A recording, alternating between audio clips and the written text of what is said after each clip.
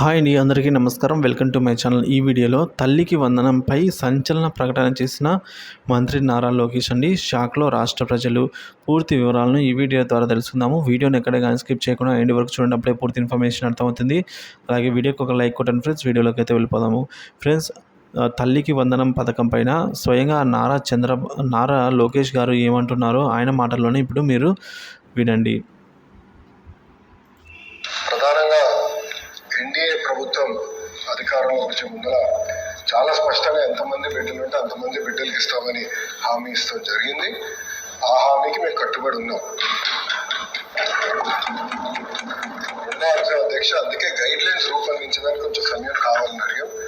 నేను కూడా ఇది కొంచెం సీరియస్గా తీసుకుంటున్నా.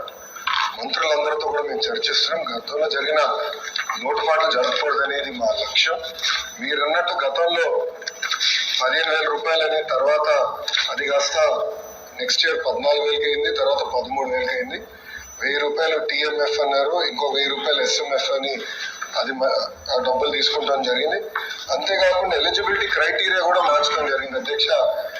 గ్రామాలు వచ్చే గల 5,000 రూపాయలు నెలకు వస్తే ఆటోమేటిక్గా వాళ్ళు ఎలిజిబుల్ అనేది, 5,000 కన్నా తక్కువ వస్తే ఎలిజిబుల్ అన్నారు. అట్లా మళ్ళీ దాన్ని మార్చారు. భూమి కూడా అది కూడా మార్చారు. దాని తర్వాత ఎలక్ట్రిసిటీ కన్జంప్షన్ విషయంలో కూడా కొన్ని నుస్ఖలు జరిగినాయి. ఇంతేకాకుండా పాదయాత్రలో కూడా నేను అనేక మందిని కలిసినప్పుడు వాళ్ళు చాలా స్పష్టంగా, మేము ఇప్పుడు అప్పు చేసి ఒక 4 వీలర్ 4th హ్యాండ్ బండి కొన్నాం అంటే 30,000 రూపాయలు 40,000 రూపాయలు పెట్టి ఒక స్కార్పియో కొనుక్కున్నాం. ఇమీడియట్గా తీసుకున్న వెంటనే మా తెల్ల కార్డు పోయింది, దానివల్ల మాకు రావాల్సిన సంక్షేమ కార్యక్రమాలన్నీ పోయినాయి అని వాళ్ళు నాకు చెప్తాం కూడా జరిగింది. ఇది కూడా మేము డిస్కస్ చేస్తున్నాం. ఎందుకంటే గ్రామ సచివాలయం, వార్డు సచివాలయాలు స్వామి గారి కింద ఉంది, మళ్ళీ ఆర్టీజీ నా కింద ఉంది. మీ ఇద్దరం కూర్చుని డేటాని కూడా ప్యూరిఫై చేయాలి, పకడ్బందీగా ఇది అమలు చేయాలనేది లక్ష్యంతో మేము చేస్తున్నాం అధ్యక్ష. మీకు ఎలాంటి సందేహం అవసరం లేదు. అర్హులు ఎంతమంది ఉన్నా ఇవ్వాలనేది ఎన్డీఏ ప్రభుత్వం లక్ష్యం. అది మేము సాధిస్తాం. రెండోది, ఇది బోర్డు ప్రభుత్వం ప్రైవేట్ పాఠశాలలకు వెళ్ళే విద్యార్థులకి వర్తిస్తుంది. ఇంకో పక్కన పెద్దలు అన్నట్టు అధ్యక్ష, 2019 నుంచి 24తో పోల్చితే ప్రభుత్వ పాఠశాలలో సుమారుగా 72,000 మంది విద్యార్థులు తగ్గారు అధ్యక్ష. ఇది కూడా మేము చర్చిస్తున్నాం. ఎందుకంటే నాడు నేడు కార్యక్రమం ద్వారా వేలాది కోట్ల రూపాయలు ఖర్చు పెట్టిన విషయం వాస్తవం. కానీ ఎందుకు విద్యార్థులు తగ్గారు? గత ప్రభుత్వం సిబిఎస్ఈ తీసుకొచ్చింది. సిబిఎస్ఈ మళ్ళీ బోర్డ్ ఎగ్జామ్స్ అని పెట్టారు. తర్వాత ఐబీ గురించి ప్రస్తావించారు. టోఫెల్ గురించి కూడా ఒక ప్రశ్న ఉంది, దాని గురించి కూడా మాట్లాడారు. కానీ నిర్ణయాలు తీసుకున్నప్పుడు, విద్యా రంగంలో నిర్ణయాలు తీసుకున్నప్పుడు చర్చించాల్సిన అవసరం ఉంది. యూనియన్లతో మాట్లాడాలి, ఉపాధ్యాయులతో మాట్లాడాలి, అందరినీ కూర్చోబెట్టి ఆమోద్యమైన పరిష్కారం వెతకాల్సిన అవసరం ఉంది అధ్యక్ష. నీ జర్క్ రియాక్షన్ తీసుకోవాల్సిన అవసరం లేదు. అందుకే మీరు చూస్తే నేను మంత్రి కరెక్ట్ ఈ రోజుతో నెల అయింది నేను ఛార్జ్ తీసుకుని. నేను కూడా అధికారులు చెప్పేది ఒకటి, రాబోయే సంవత్సరం ఏం చేయబోతున్నా రోడ్ మ్యాప్ వేద్దాం, అందరితో చర్చిద్దాం, సంఘాలు అందరినీ కూర్చోబెడదాం, మాట్లాడదాం, వచ్చే సంవత్సరం నుంచి అమలు చేద్దాం. నాకు నచ్చింది కనుక ఇది ఇద్దాం, నాకు నచ్చలేదు కనుక ఇది తీసేద్దాం అనేది కరెక్ట్ కాదు. చర్చించిన తర్వాత నేను నిర్ణయం తీసుకుందాం అనేది ఒక లక్ష్యంగా మేము పెట్టుకున్నాం. పెద్దలు వెంకటేశ్వర గారు అన్నట్టు వాస్తవం, ప్రభుత్వ పాఠశాలలో అడ్మిషన్స్ తగ్గుతున్నాయి అంటే ఎలాంటి సందేహం లేదు. ఒక పక్కన ఎన్డీఏ ప్రభుత్వం రిక్రూట్మెంట్ కూడా చేస్తుంది. మీరు చూసారు, దాదాపు 16,000 మంది ఉపాధ్యాయుల రిక్రూట్మెంట్కి మేము తొలి అడిగేసాం. అది మేము నెక్స్ట్ అకాడమిక్ ఇయర్కి మేము పూర్తి చేస్తాం. కానీ ఇంకో పక్కన చూస్తే దాదాపు 11,000 పాఠశాలలో 10 కన్నా తక్కువ మంది విద్యార్థులు ఉన్నారు. ఎందుకున్నారు? ఎలా అడ్మిషన్స్ పెంచాలి, నాణ్యత ఎలా పెంచాలి, అసెస్మెంట్ ఎలా చేయాలి, టెక్నాలజీతో జోడించి ఎలా చేయాలి, first grade, second grade, third grade pressure లేకుండా సిస్టమేటిక్ ఎట్లా చేయాలి మేము చర్చిస్తున్నాం. పక్క రాష్ట్రాల్లో కూడా ఏం జరుగుతుందో మేము చూస్తున్నాం. అటు ఉత్తరప్రదేశ్లో ఒక మోడల్ ఉంది, ఢిల్లీలో ఒక మోడల్ ఉంది, పక్క రాష్ట్రాల్లో కూడా ఏం జరుగుతుందో అందరం చర్చిస్తున్నాం. అధికారులు కూడా ఒక టీం వేసాం, వాళ్ళు కూడా వెళ్ళి చూస్తున్నారు. వాళ్ళు నివేదిక ఇచ్చినా నేను కూడా వెళ్ళాలనుకుంటున్నాను.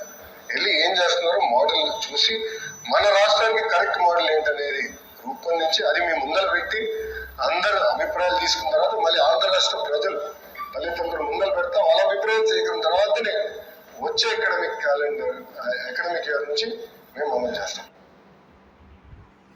సో చూసారు కదండి ఫ్రెండ్స్, వచ్చే అకాడమిక్ ఇయర్ నుంచి మేము అమలు చేస్తామని అయితే నారా లోకేష్ గారు అయితే అన్నారండి. సో బడికి వెళ్ళే పిల్లలందరికీ తల్లికి వందనం అనే పథకము అమలుకు విధి విధానాలు రూపొందిస్తున్నామని అన్నారు. శాసన మండలిలో అయితే ఈ మేరకు లోకేష్ అన్నారండి. కుటుంబంలో చదువుకునే పిల్లలందరికీ తల్లికి వందనం పథకాన్ని వర్తింపజేస్తామని మంత్రి నారా లోకేష్ స్పష్టం చేశారు. ప్రభుత్వ, ప్రైవేటు పాఠశాలల్లో చదివే విద్యార్థులకు పథకం లబ్ధి అందిస్తామని అన్నారు. ఎన్నికల సమయంలో ఇచ్చిన హామీకి ఎన్డీఏ ప్రభుత్వం కట్టుబడి ఉందని శాసనమండలిలో సభ్యులు అడిగిన ప్రశ్నలకు సమాధానంగా చెప్పారు. పథకం అమలుకు విధి విధానాలను ఖరారు చేయడానికి కొంత సమయం పడుతోందని, గత ప్రభుత్వం అర్హుల సంఖ్యను తగ్గించేందుకు కొత్త నిబంధనలు తీసుకొచ్చిందని, అది కూడా 15,000 కాకుండా 13,000 ఇచ్చిందని, ఇలాంటి లోపాలు లేకుండా పథకాన్ని అమలు చేయడానికి మంత్రులు, నిపుణులతో చర్చిస్తామని పేర్కొన్నారు. కుటుంబ విద్యుత్ వినియోగం 300 యూనిట్ దాటిందని, ఆధార్ కార్డు చిరునామా మార్పు ఉందని, ఇలా రకరకాల కొర్రీలు పెట్టేసి గత ప్రభుత్వంలో అయితే ఈ తల్లికి వందనం అయితే లభించలేదు చాలామందికి అన్నారు. అలాగే ఫోర్త్ హ్యాండో, ఫిఫ్త్ హ్యాండో 4 వీలర్ బండి ఒక 20,000, 30,000, 40,000కి కొన్నా కూడా వెంటనే తెల్ల రేషన్ కార్డును తీసేసింది గత ప్రభుత్వము. సో కేవలం వాళ్ళు ఏదో వాళ్ళ అవసరానికి కొందరు బండ్లు ఉంటాయండి. సో వాళ్ళొక సపోజు ఏదన్నా బండి టిఫిన్ సెంటర్ ఉంటుందండి. సో పోర్టబుల్ అంటే టిఫిన్ సెంటర్ ఉంటుంది. సో వాటికి సంబంధించి ఒక చిన్న వ్యాన్ కానీ, లేదా ఏదన్నా వాళ్ళు ఇంట్లో కుటీర పరిశ్రమలు ఉంటే ఆ డెలివరీ చేసేదానికి చిన్నది ఏదన్నా 4 వీలర్ కొన్నా కూడా అప్పుడు వెంటనే ప్రభుత్వం అయితే వాళ్ళ రేషన్ కార్డ్ని అయితే కట్ చేసేదండి. అది 20,000 కొన్నారా, 10,000 కొన్నారా అనవసరము. 4 వీలర్ ఉంది అంటే ఆ రేషన్ కార్డు కట్ అయిపోయింది అనే సమాధానాలు అయితే వినిపించాయి. సో అలా రేషన్ కార్డు పోగొట్టుకొని ఇప్పటికి కూడా రేషన్ కార్డు లేకుండా ఎంతోమంది ఉన్నారండి. సో వారందరికీ కూడా ఈ ప్రభుత్వమైన రేషన్ కార్డు కల్పించాలి, మరియు ఇలాంటి పథకాలన్నిటికీ కూడా అర్హులను చేయాలి. సో ఈయన చెప్పొచ్చేది ఏంటంటే, సో ఈ విధంగా వచ్చే అకాడమిక్ ఇయర్కి, అంటే ఈ ఇయర్ కాదు అని అయితే అర్థం వచ్చేలానే ఉందండి. ఇక్కడ పూర్తిగా మనం గమనించినట్లయితే ఇప్పుడు ఈ అకాడమిక్ ఇయర్ అయితే కొనసాగుతోంది. సో ఈ అకాడమిక్ ఇయర్కి అని అనలేదు అండి ఆయన.